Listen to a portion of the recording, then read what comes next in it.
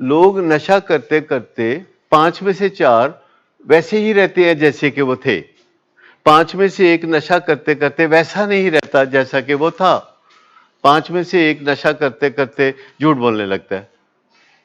جھوٹ بولنے لگتا ہے تو پھر ہیرا پھیری کرنے لگتا ہے،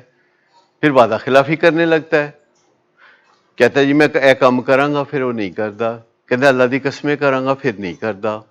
تو اس طرح کوئی نہ کوئی چیز جو ہے وہ اس کے اندر گڑبڑ والی شروع ہو جاتی ہے۔ تو آہستہ آہستہ پھر جتنا وقت گزرتا جاتا ہے اس کے اندر کریکٹر ڈیفیکٹس پیدا ہونے شروع ہو جاتے ہیں، جس کا 12 قدموں کے پروگرام میں ذکر ہے۔ مورل انوینٹری اسی لیے بنائی جاتی ہے کہ وہ کریکٹر ڈیفیکٹس جو ہیں، اور کریکٹر ڈیفیکٹس جو ہوتے ہیں وہ یہ ہوتے ہیں: جھوٹ بولنا، وعدہ خلافی کرنا، یہ ہوتے ہیں کریکٹر ڈیفیکٹ۔ ہمارے نظر میں کریکٹر ڈیفیکٹ ہوتے ہیں جا کے مجرا سننا، یہ کریکٹر ڈیفیکٹ ہے۔ اس طرح کی باتیں ہمارے ذہن میں ہوتا ہے کہ فلانا بندہ جڑا ہے جی پیاز کھاندا ہے جی، یہ ایسے کی ہویا پھر کیا، اس طرح کی وہ چیزیں پھر آگے آپ کو پتہ ہے کہاں تک پہنچتی ہے۔ لیکن میں آپ کو بتاؤں کہ بیماری پہلے آتی ہے موڈ اور مزاج کی خرابی کی وجہ سے، اور انوائرمنٹ سے کوئی دعوت ملتی ہے، اور